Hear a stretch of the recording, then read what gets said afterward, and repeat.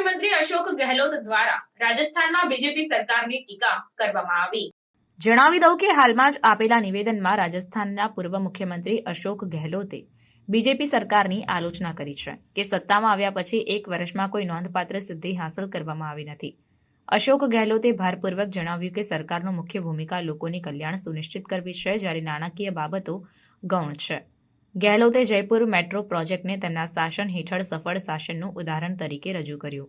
શરૂઆતમાં નિષ્ફળ પ્રોજેક્ટ તરીકે ખારીજ કરાયેલ જયપુર મેટ્રો હવે દરરોજ હજારો મુસાફરોની સેવા આપે છે, જે દ્રષ્ટિકોણ પ્રોજેક્ટ્સના લાંબા ગાળાના લાભોને દર્શાવે છે।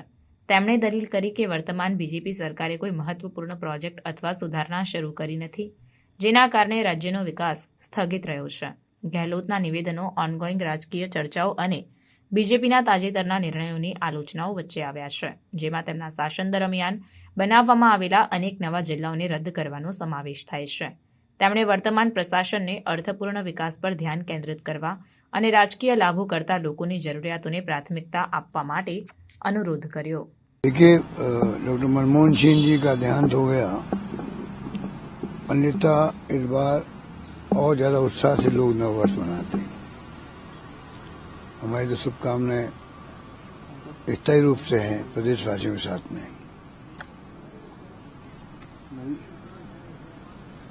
बाकी जो स्थितियां बनी है प्रदेश के अंदर वो आप सबके सामने है। मैं कह चुका हूं कि एक साल बीत गया और कोई याद रखने लायक कोई उपलब्धि नहीं है।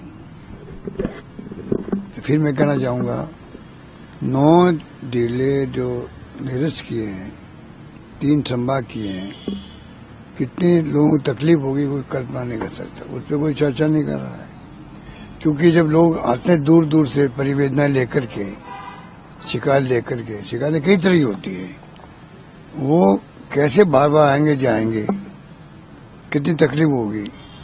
तो ये खर्चे का अनुमान लगा रहे हैं, मैकेनिकल लगा रहे हैं, मैकेनिकल। एक्चुअल में ये वेलफेयर गवर्नमेंट्स होती है, डेमोक्रेसी के अंदर सरकार होती है, वो जन कल्याण के कार्य के कारण होती है।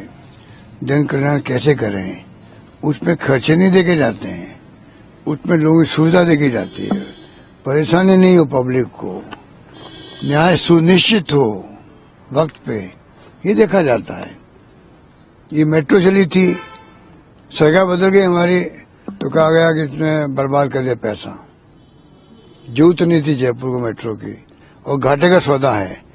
तभी मैंने कहा था दुनिया भर के अंदर जो मेट्रो चलती है वो घाटे का सौदा ही होती है, पर ये पब्लिक इंटरेस्ट में पब्लिक सर्विस चाहिए, जो सरकार की ड्यूटी होती है वो उनको पूरा करे, देवे, पब्लिक को दे।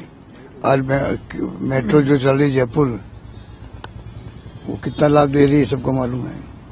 दिल्ली मेट्रो ने तो वहाँ का माहौल बदल दिया। अभी अगर वो रहती, दिल्ली मेट्रो नहीं होती तो दिल्ली का क्या होता। तो कहने का मतलब ये कि फैसले किए जाते हैं, सोच समझ के किए जाते हैं। इन्होंने खाली क्योंकि हमने फैसला किया, उसको किस प्रकार निरस्त करें पब्लिक को बताने के लिए